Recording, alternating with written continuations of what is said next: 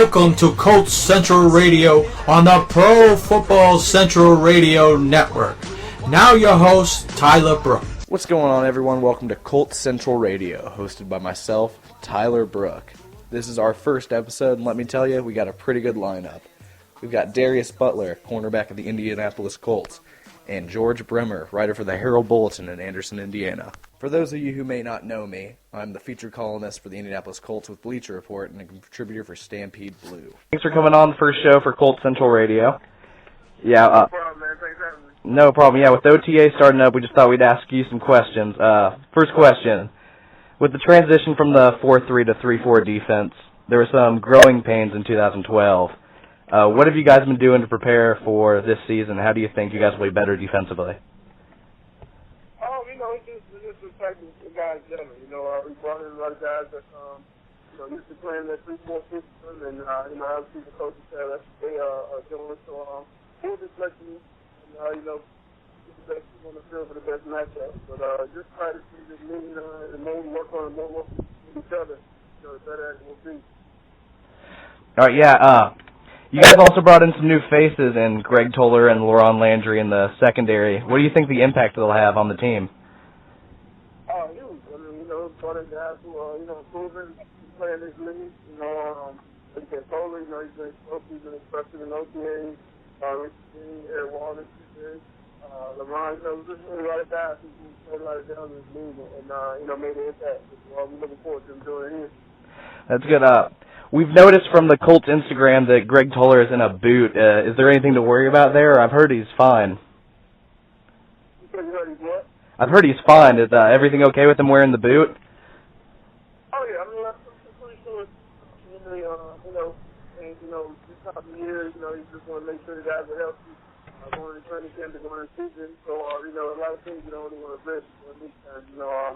It's a marathon, not a sprint. And like you said, it's going on year 5 for Greg. So, mentally, the thing that is more important than getting out there right now. Yeah, of course. Do you expect a lot of competition now at the cornerback position, now with you, Cassius, Vontae Davis, and now Toller? Oh, definitely. But competition is going to bring the best out of everybody, and the best people are going to be out there on the field, every week. And, whoever is out there, I'm sure that we'll be confident in them, and the coach will be confident to make plays. Everybody's to make plays in this whole off-season program, so we look forward to carry that over to the season. Yep. You guys, along with free agency, also brought in some guys, undrafted free agents, and names like Sheldon Price, Daxton Swanson, and Alan Chapman. How do you think they've been doing so far? Oh, good. Just a lot of things is fast paced right now. Going from college to pro is a big step. So for those guys, there's a lot of coming at them right now, but they're working to do therapy and rooms, questions, and doing the right things on the field. Is there anything you're doing to help out these guys? Oh, yeah, definitely. When they have questions, I got answers I do. I help you let them know, the difference in the college game and the program and quarterbacks and what you're looking for in the sizes. So I'm helping as much as I can. All right. Well, I know you don't have as much of a deep connection as some of the teammates on right now, but you guys are playing the Denver Broncos at home this year. What do you think it's going to be like at Lucas Oil when Peyton Manning comes home, and what do you expect the reaction to be if he throws a touchdown? And do you think you can stop guys like Welker and Demaryius Thomas? I'm sure that would be crazy, man. He's done a lot for this city, the organization. So I'm sure that would be crazy, crazy atmosphere when he comes to play here. And some tournament last year, he played Green Bay, and just Saturday was over there. He got an ovation and things like that. So I'm pretty sure it'd be something similar. Yep. Chuck Pagano and the Chuck Strong movement. I've heard that brought you guys a lot together. What is the chemistry like now compared to last year heading into OTAs and training camp? Last year was so special. Like you said, it was a tough time for everybody involved, everybody that administrated, coaches, so on. Things like that brought each other, brought us a lot closer. There's a lot of young guys, a lot of first-year guys in the programming system. We're just kind of battling out and just winning games. And this is a crazy environment, but training camps and off-season OTAs when guys bond and get closer, and that's what we've been doing. Yeah. All right, we got a fan question here. Who do you think has the better name, CO Prime or Roderick Rumble? I'm going to go see Prime. I'm sure that would be a better name. Yeah, I'm pretty sure we have a plethora of fun names here now. Definitely. All right, last question for you, sir. What are your expectations for the 2013 season? Just to build on what we did last year. We ended 11-5. A lot of challenges. Rookie quarterback, first head coach, interim head coach, a lot of new guys, a lot of rookies, a lot of minutes. So we're looking to make a big step, forward, and hopefully learn more than what we did last year, and just build on, just get better, and go out there and have a great chance to win every week. Do you have any personal goals? Not really. I just want to go out there and get better and help my team win games.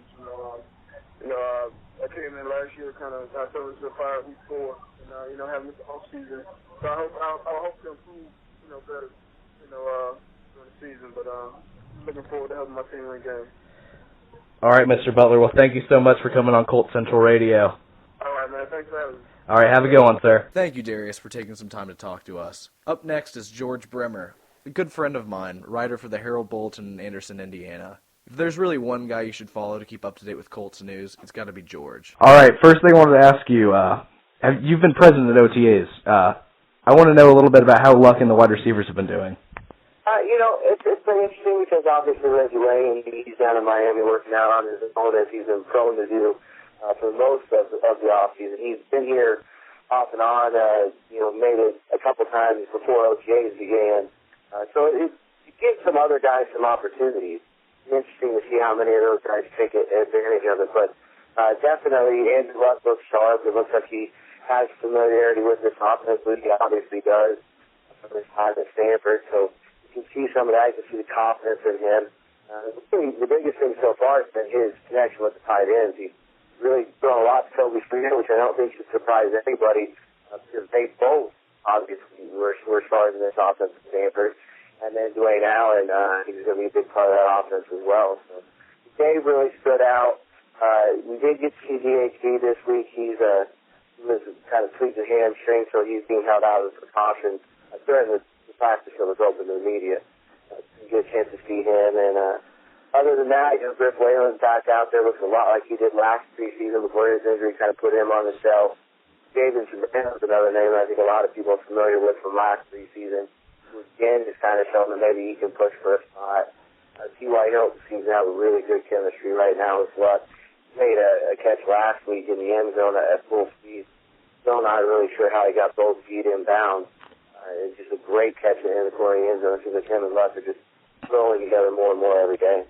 Yeah, DHB is a guy I'm really interested in because he's never really had a consistent quarterback. I mean, you look at the quarterback situation in Oakland while he was there, and it was just ugly. So I think a lot of fans were excited, hoping to see him in OTAs, but hopefully he can get on healthy and we can see what he looks like in the coming weeks. Yeah, there's no doubt. He's hard, really, as quick, as little as they're getting done and as quick as some of these practices go, to see a lot with him. I know he made a touchdown catch from Luck a week ago, but then, like I said, this week he kind of had a tweak of the hamstring. And really, it sounded like with him and Greg Toller both, if this was a game week, they'd be going, they'd be fine. But at this point, Coach Pagano just said there's no reason to even to push it at all, even fractionally, because it's just not worth it. Something worse would happen, and it would cost them time in training camp down the road. Yeah, I know a lot of people freaked out about Greg Toller wearing the boot on the Colts Instagram picture, and I've seen plenty of guys I know wear boots before games, and I've seen them go out and play just a couple days later. I think a lot of people kind of overreacted to that. Yeah, I think it was, a situation where it was on the Colts website. People saw the photo and it kind of set off a red alarm, I guess, for a minute. But Pat Anger had a boot on all year during the league last year and came out and played most Sundays.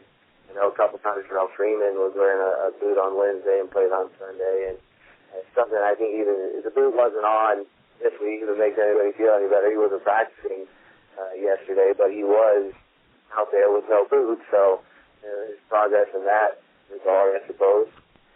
Yeah. We were speaking about wide receivers.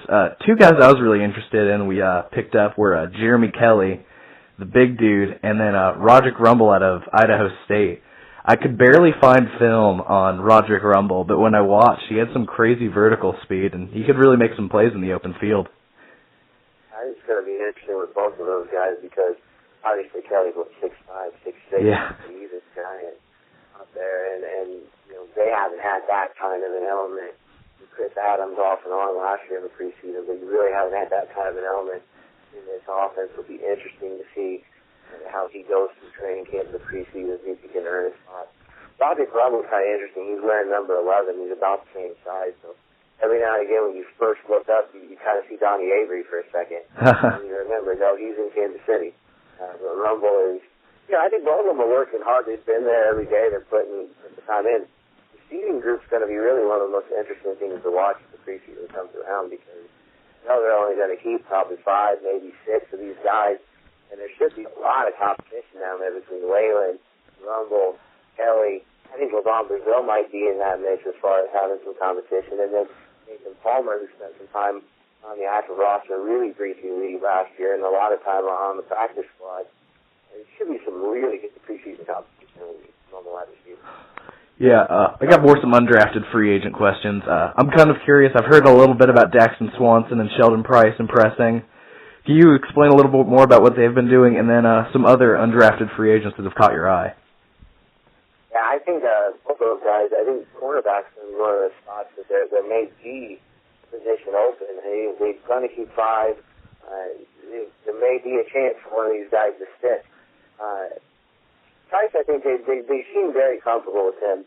He's been in regular defensive rotations. He's been with some of the starters off and on.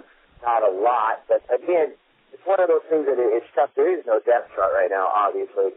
But also, like, Robert Mathis isn't there, so Walton and Werner are both on the field at the same time. Same thing is kind of going on with quarterback. If Greg Toller's out, it gets kind of tough to decide, well, okay, who's 3, who's 4, who's 5, and they kind of mix those guys in there to replace them, give them all some rest. It gets tough to kind of tell who's with what unit. But it seems like Price is a guy that's been out there, and he's been solid. He hasn't really made a lot of highlight plays. He's also been a guy that doesn't stand out because he's messing up. And that's probably really good for our draft guys. Swanson is a guy that kind of caught everybody's eye in rookie camp, and then early last week in OTAs again, just seems to have a nose for the ball. He gets there, he gets a lot of deflection, hands on the ball. And something that, is happening now in shorts, and you're going to want to see that happen in the preseason games, and maybe he's going to have a chance to surprise you. Yeah, would you say you like Swanson more than Price? Because when I watched a film on Price, at school, it seemed like he let a lot of balls get caught by receivers that could have easily been deflected, and it was just kind of sometimes frustrating to watch him. So, based on what I've seen from their college tape, I'm kind of liking Swanson a little more, but who do you think has the edge right now? I think right now Swanson's probably have more of the eye-opening type of performances. I think they feel like Price might be a little more consistent, and again, it really, it's going to come down to what they do once we get pads on, even in some of the training camp practices. Right now, it's so hard to really judge a whole lot of things. You only have shorts and helmets, and then it's really a teaching period. It's one of these situations where they come in the morning, they go through the walkthroughs, and then they go into meetings, and they learn what they're supposed to do. They come out, and you want to see who can kind of retain that and put it out on the field. So guys are at different levels because of that, too, because some of the veterans obviously are a little bit ahead because they may know some of the terminology, some of the system, and some of the undrafted guys are still just kind of adjusting to NFL life. So it's hard to really make a lot of definitive judgments, but I feel like right now, from what we've seen, I would agree with you. I think Swanson's probably a couple steps ahead. All right, yeah. Let's see, Justin Cunningham. This is another guy I've heard a lot of hype about because coming out of college again when they were drafted as Mr. Irrelevant, some scouting reports basically just said he's a third offensive tackle and that he was just awkward with the ball, couldn't really make consistently catches. But now lately I've been hearing he's actually done a lot in the receiving game. Especially during rookie camp, he really stood out. If you were going to sit down and make an MVP of the rookie camp, it might have been Justice Cunningham just because of his ability to catch the ball and kind of caught a lot of people off guard. He slowed down a little bit in the practices that we've seen. But, I have to kind of be careful with that because we've only seen 2 the 5 OTA practices. So maybe the other 3 he was lights out. I don't know. He had one drop yesterday, in particular over the middle, that was kind of he probably should have caught that ball. But that hasn't happened often, and it's going to happen, to everybody. It happens 87 from time to time. So I don't hold one drop against him necessarily, but I think he's been probably the biggest surprise of the preseason in that pass catching ability. If you read the scouting reports and what was coming out, on draft day, but Ryan Grisham said from day one, this guy is much better in the passing game than you give him credit for, and maybe starting to bear itself out. Another guy that Grisham saw something in that nobody else. All right, well, I think a lot of fans realize by now is that not all these undrafted free agents and late-round picks necessarily are going to make the final roster. But one thing fans do remember is that Gary Brackett, Marcus Pollard, I think even Goose were undrafted free agents that came onto this team. Yeah, Melvin Boyd, I believe, was one of that group. That's true, yeah.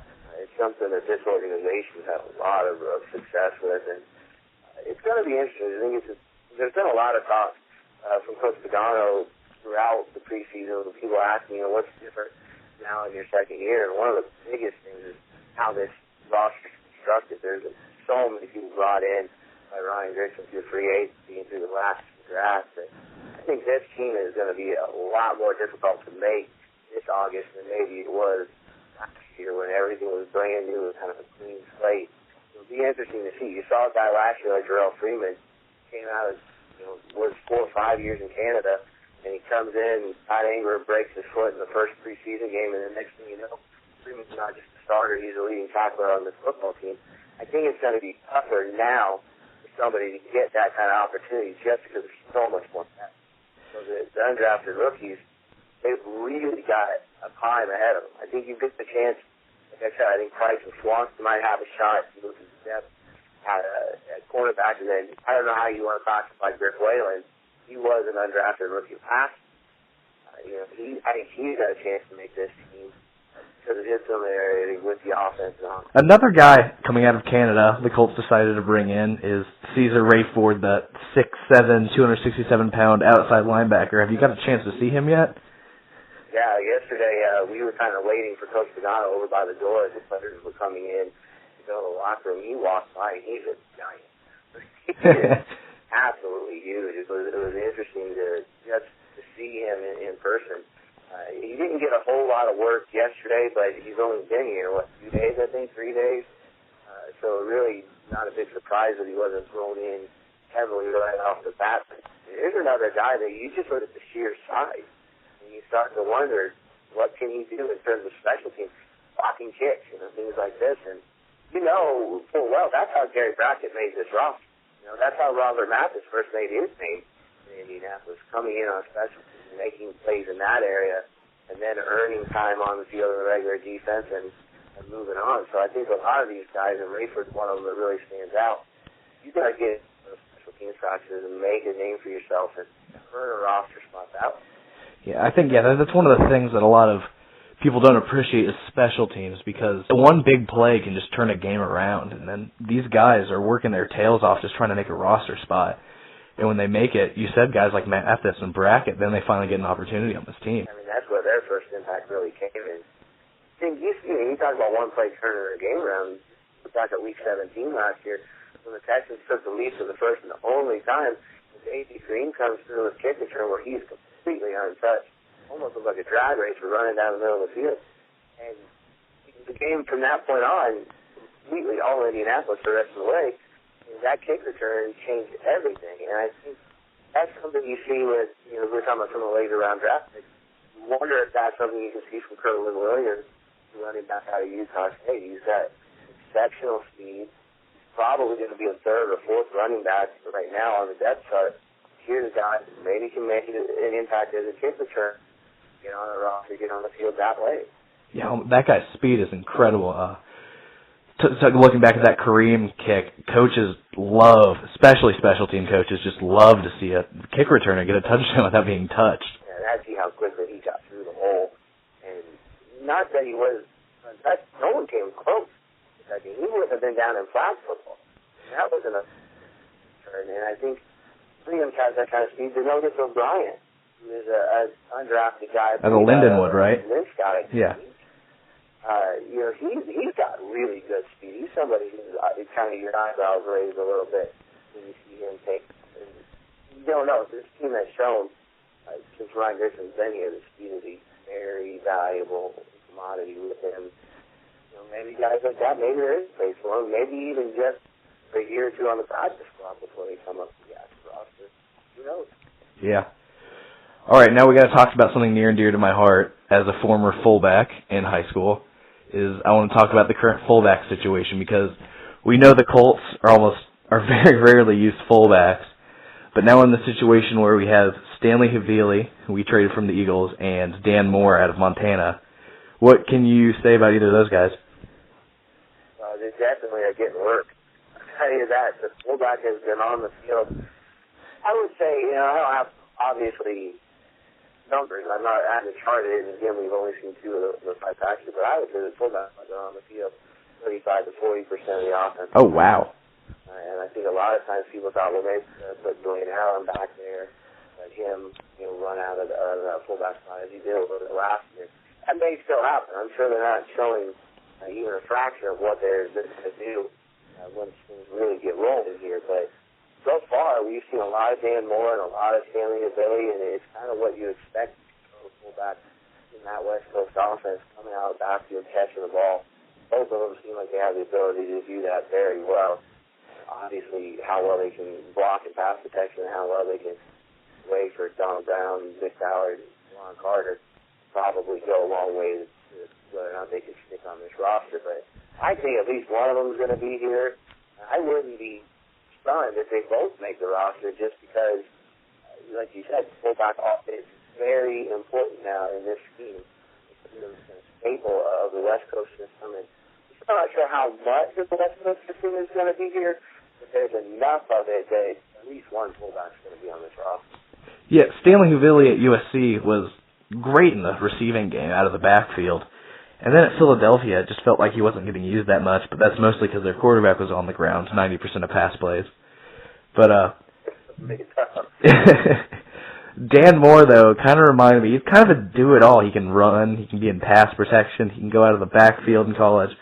And he kind of reminds me of like a poor man's John Kuhn almost, just because of his ability to just make plays, even if they're not flashy, and he can just do what needs to be done. I tell you what's surprised me, but what I've noticed with him is he's got really quick burst.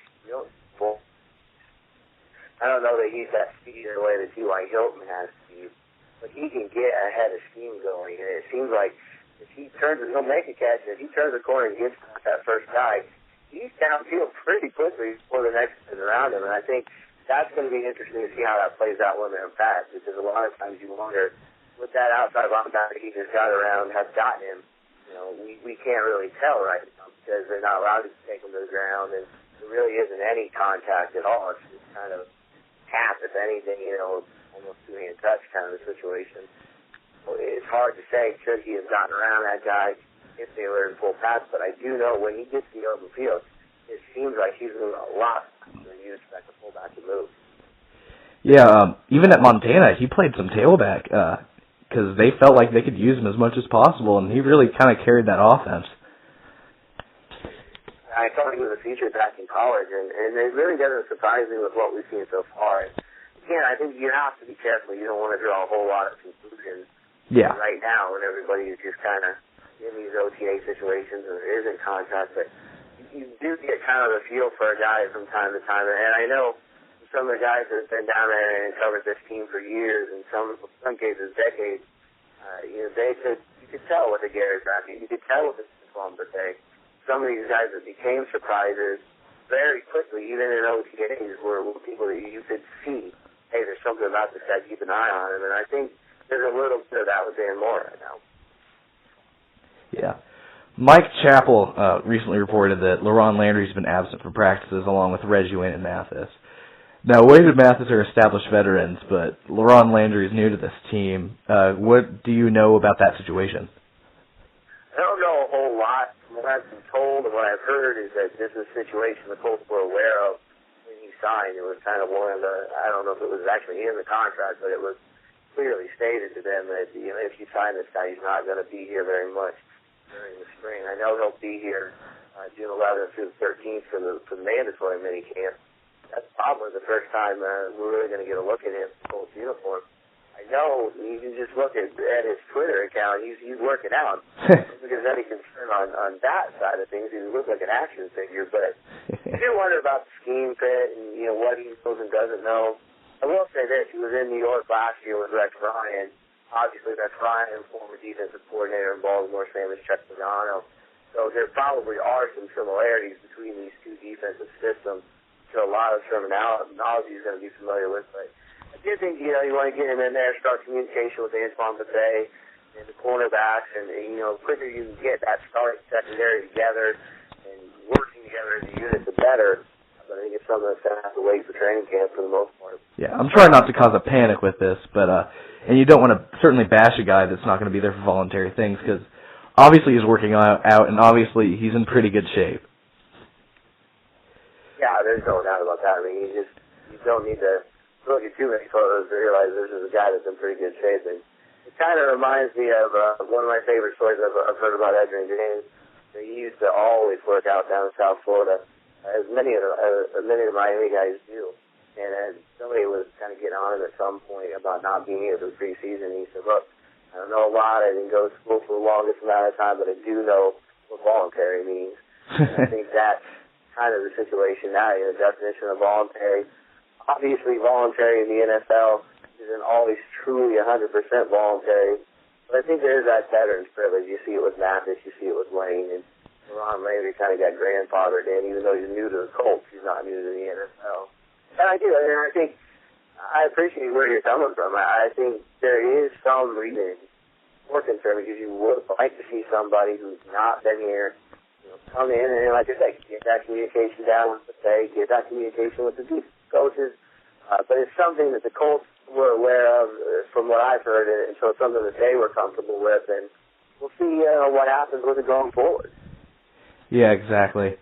I know if you've played basically any sport from middle school on, when someone says a coach says voluntary practice, you kind of know that pretty much means mandatory. It's kind of a test. It's sort of like, I'm going to say it's voluntary, and Duke doesn't show up, and then you're probably not going to be playing when it comes time to decide who's on that first and second team. You're right. Voluntary often does not really mean voluntary. I think, though, we've seen it so often in the past around. Yeah, I just think it's probably something that, because this team's so young, and so many of these guys don't have that kind of cachet, I guess, behind them that they can say, been doing this for 10 years, so I don't need this period. It kind of catches us off guard. And really, with the new face, you're always going to kind of wonder. Everybody else has been here. I know Donald Thomas is not working very much. I think he's kind of got some kind of a tweak that he's working through. But he's in the building. He's in the meetings. He's going through all of that, part of the preseason. So it'll be interesting to see if LeBron's behind because of that. Or if he's been able to take, I know he hates the mental reps, but has he been able to take mental reps enough?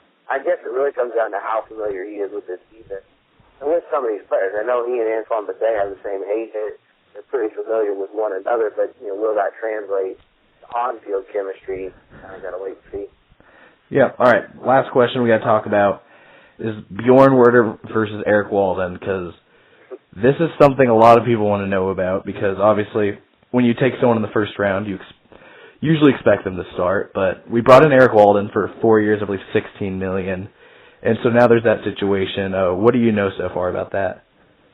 The only concrete thing that I have really is we got to talk to Jeff Fitzgerald a week ago, the linebackers coach, and he said, right now, Werner's only looking at the rush linebacker position. That's where Mathis is going to start. Whether that stays through once Mathis is back and fully working with everybody, whether that, quickly kind of changes, we'll have to see, because Fitzgerald did say he feels like Werner does have the ability to play both spots down the road, and they will feel comfortable with him at either linebacker spot. But right now, he's only working at the rush spot. They want to get his feet wet, get him used to things over there. It may depend on how long that process takes. Because as long as he's over there, I would say Eric Walden's definitely going to be the starter on the other side. And I know, Coach Pagano every chance he's had. You know, he talks about, well, if you're here to set the edge, he's here to set the edge, and that's what the other side does. So, you know, I think in their mind right now, I would think Mathis and Walton would be starting outside linebackers. We won't get open. But it might even be a situation where you kind of, a week-to-week thing. I think because they have so much flexibility with the linebackers and defensive line this year, you can change that game plan and tailor it to a specific opponent. And I think you may see a time where Mathis and Werner are the starters, depending on, you know, who that opponent is that week. Yeah, I think regardless of if Werner starts or not, he's going to get on the field because they brought him as the pass rusher, and that was clearly a huge need in the offseason. They were able to bring that guy in. So whether he starts or not, I think he plays. As far as Walden goes, as a guy that follows the Packers as much as I do the Colts, I can tell you that he's incredibly inconsistent when he plays because his first coming out game was, I think, 2010, the year they won the Super Bowl against the Chicago Bears. He had a ridiculous amount of tackles and 3 sacks and helped make some big plays to help that team win. And there was other games where, like the San Francisco game, he just got torched. His playoff game was not very kind to him. Few highlights I've seen from that. So definitely, and I think, but you know, when you have a guy like that, maybe it's a good thing to have Werner around pushing him because it's going to be a situation where if he isn't consistent enough, coaches don't like what they're seeing. He's going to be able to throw Werner out there maybe and let him play a little more. And I think it's going to be a really fun year to watch the defense because there are so many new faces, but there's so much more depth, especially on the defensive line. And I think you're seeing a lot more kind of creativity from the defensive side of the ball just because they can do more four-man fronts. They can change the front before it's snap more often. And it's going to be interesting to see how they do that. I think when they go four-man front, they see Werner in there, you know, his 4-point stance, and still have Walden and Mathis on the field as well as linebackers. Yeah, I can definitely see that. Well, thanks so much, George, for coming on for our first show. I really appreciate it. No problem. All right, guys. Well, that's our show. Thanks so much for watching, everyone. Remember to follow me at T_BROOKEY and at Colts Central, along with at PF Central. Thanks, everyone, and have a great night. 87, open all day, 7-Eleven, Dallas Clark, he wears that 44, all he done walk past, who you looking for, he's in the end zone, with his hands high, blue and white, got the fans high, yeah, you know what it is, blue and white, blue and white, blue and white, blue and white, yeah, you know what it is, blue and white, blue and white, blue and white, blue and white, out in the crowd with my friends screaming Peyton's name, blue and white, blue and white, blue and white, blue and white, shout out to Ursay for orchestrating everything, blue and white, blue and white, blue and white, blue and white, Peyton to the line, everything slow motion, got the crowd hype, do the wave like an ocean, 7-second read, Peyton, what you gonna do, hot routes, audibles, let's go big blue, fans dead silent.